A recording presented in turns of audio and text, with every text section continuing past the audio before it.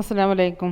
ഇന്ന് ചട്ടിപ്പത്തിരി ഉണ്ടാക്കാനായിട്ട് ചിക്കൻ മഞ്ഞൾപ്പൊടി ഉപ്പിട്ട് വേവിച്ച് വെച്ചിട്ടുണ്ട്, എല്ലില്ലാത്ത കഷ്ണം നോക്കിയിട്ട്. അപ്പം നമുക്ക് അതിലേക്കുള്ള സവോള ഒന്ന് ചോപ്പറിലിട്ടിട്ട് ക്രഷ് ചെയ്തെടുക്കാം.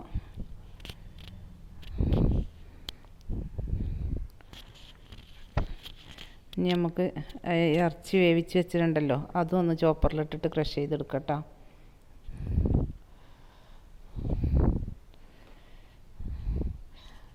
അപ്പോൾ വീഡിയോൻ്റെ ലെങ്ത്ത് കുറക്കാൻ വേണ്ടിയിട്ട് ഞങ്ങളൊന്ന് സ്പീഡാക്കിയിട്ടതാണ്. എല്ലാം കൂടി ആകുമ്പോൾ നിങ്ങളെ ബോറടിപ്പിക്കണ്ടല്ലോ എന്ന് വിചാരിച്ചിട്ടാണ്.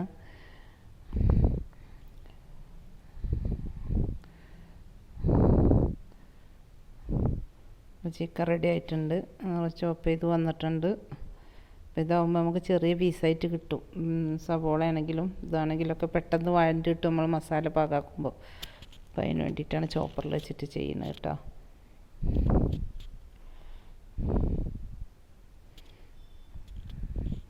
നമുക്ക് ചീനച്ചട്ടി വെച്ചിട്ട് അതിലേക്ക് മസാലക്കുള്ള സെറ്റാക്കി എടുക്കാം കേട്ടോ. വെളിച്ചെണ്ണ ഒഴിച്ചിട്ടുണ്ട്. വെളിച്ചെണ്ണ ചൂടാകുമ്പോൾ നമുക്ക് സവോള ഇട്ടിട്ട് വഴറ്റി കൊടുക്കാം. അപ്പോൾ ഒരു തരി ഉപ്പിട്ടിട്ട് നമുക്ക് പിന്നെ ഇറച്ചിയിൽ ഉപ്പും മഞ്ഞൾപ്പൊടിയൊക്കെ ഇട്ട് വേവിച്ചതുകൊണ്ട് മസാലയിലേക്കുള്ള ഉപ്പ് മാത്രം ഇട്ടാൽ മതി. അപ്പോൾ കുറച്ച് ഉപ്പിട്ടിട്ട് സവോള ഒന്ന് വഴറ്റാൻ വെക്കാം നമുക്ക്. അപ്പോൾ എൻ്റെ വീഡിയോ ആദ്യമായിട്ട് കാണുന്നവരാണെങ്കിൽ ഒന്ന് സബ്സ്ക്രൈബൊക്കെ ചെയ്തിട്ടൊന്ന് സപ്പോർട്ട് ചെയ്യണം കേട്ടോ. പിന്നെ നിങ്ങൾ ഉണ്ടാക്കാറുണ്ടോയെന്നും വീഡിയോ ഇഷ്ടമായെങ്കിൽ ഇഷ്ടമായതൊക്കെ ഒന്ന് കമൻറ്റ് ചെയ്യണേ.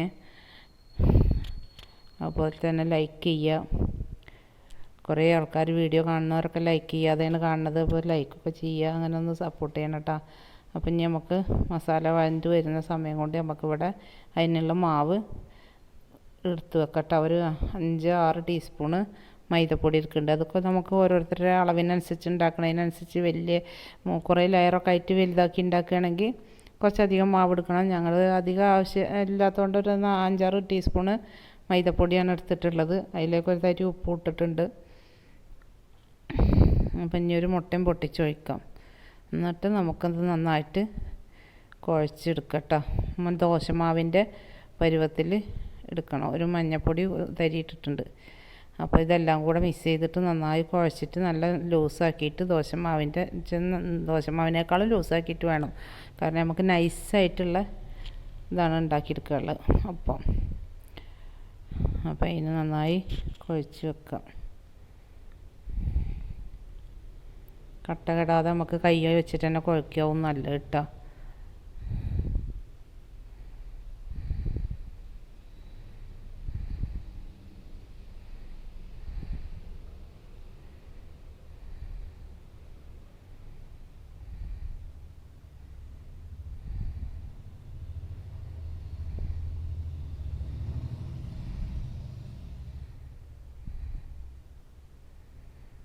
അപ്പോൾ അതിലേക്ക് സവോളക്ക് നമുക്ക് കുറച്ച് കറിവേപ്പിൻ്റെ ഇല ചെറുതാക്കി അരിഞ്ഞിട്ട് അതും കൂടി ഇട്ട് കൊടുത്തിട്ടുണ്ട്.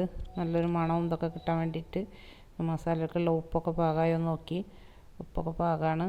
ഇനി നമുക്കിതിലേക്ക് ചിക്കൻ ചോപ്പ് ചെയ്ത് വെച്ചിട്ട് ചേർത്ത് കൊടുക്കാം.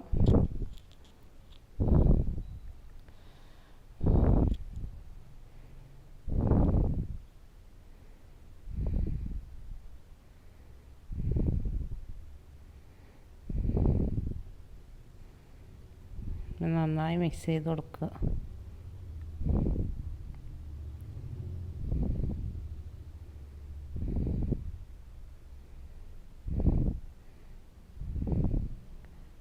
അപ്പോൾ ഒരു ശകല എരിവിന് ഞങ്ങൾ പച്ചമുളക് ചേർത്തിട്ടില്ല. അതിന് വേണ്ടിയിട്ട് പച്ചമുളകാകുമ്പോൾ ഇതിൽ നമ്മൾ കടിക്കുമല്ലോ, അപ്പോൾ അത് കടിക്കാതിരിക്കാൻ വേണ്ടിയിട്ട് ഞങ്ങൾ മുളക് പൊടിയും കുരുമുളക് പൊടിയും ആണ് ചേർത്തിട്ടുള്ളത്. കുറച്ച് ഗരം മസാലയാണ് അതിൽ ചേർത്ത് കൊടുത്തിട്ടുള്ളത് കേട്ടോ. അപ്പം മസാലയൊക്കെ ശരിയായിട്ടുണ്ട്. അപ്പോൾ നമുക്കൊരു പാത്രത്തിലേക്ക് മാറ്റി വെക്കാം.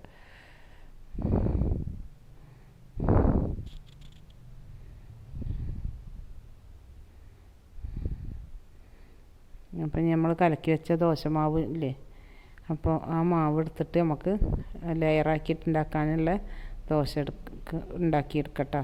അപ്പോൾ അതിന് ഇതേപോലെ നൈസായിട്ട് നമുക്ക് പരത്തിയെടുക്കണം. കനമില്ലാതെ ഉണ്ടാക്കിയെടുക്കണം കേട്ടോ ദോശ.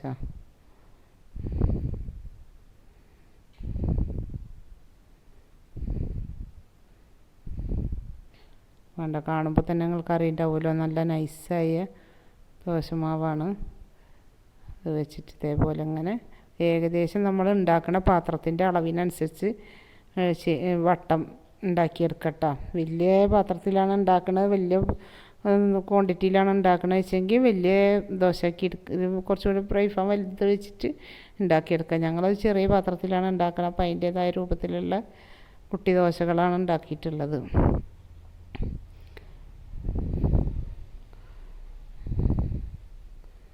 അപ്പം അങ്ങനെ എല്ലാ മാവും അതേപോലെ ഉണ്ടാക്കിയെടുക്കുക കേട്ടോ.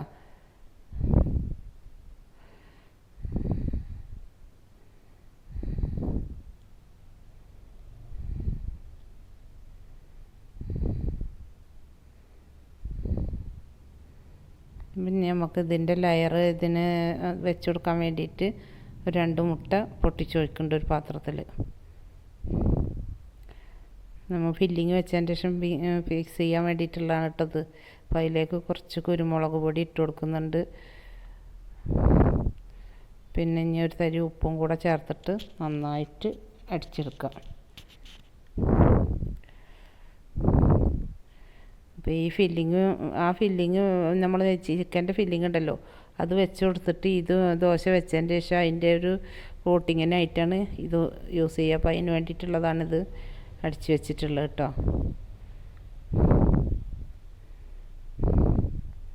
അപ്പോൾ അതിന് വേണ്ടി നമുക്കൊരു നോൺ സ്റ്റിക്കിൻ്റെ പാത്രം വെച്ചിട്ടുണ്ട്. അതിലൊന്ന് നെയ്യ് തടവിയതിന് ശേഷം നമുക്ക് ഇനി ആ ഫില്ലിങ് ഇതൊക്കെ റെഡിയാക്കി എടുക്കാം കേട്ടോ.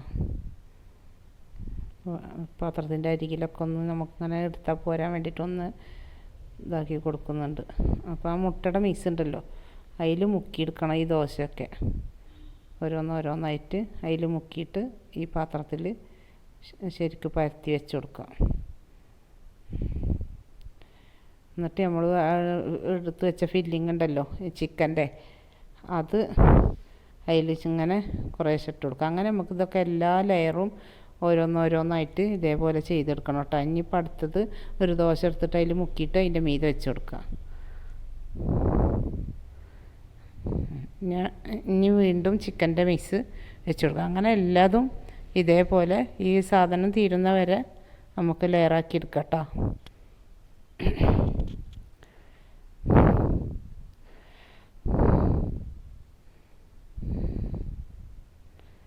അപ്പോൾ എല്ലാവരും ഉണ്ടാക്കി നോക്കുക, ടേസ്റ്റൊക്കെ ഉണ്ടോ എന്ന് നോക്കുക, എന്നിട്ട് കമൻറ്റിൽ അറിയിക്കുക ഒക്കെ ചെയ്യട്ടോ.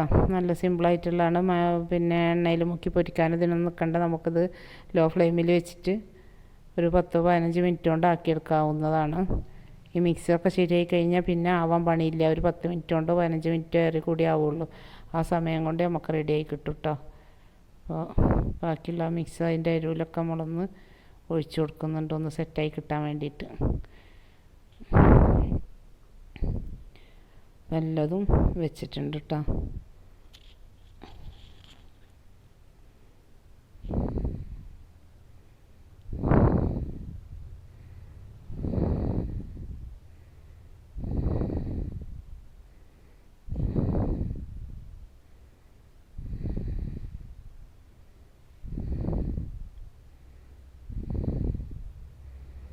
അപ്പോൾ അതാ ഒരുവിധം വെന്ത് കഴിഞ്ഞിട്ടുണ്ട്. അപ്പോൾ നമുക്കൊന്ന് മറിച്ചിട്ട് കൊടുക്കാം. വേറൊരു നോൺ സ്റ്റിക്കിൻ്റെ പാത്രത്തിലേക്ക് മറിച്ചിട്ട് ഇതാട്ടോ, അങ്ങനെ റെഡിയായി കിട്ടിയിട്ടുണ്ട്.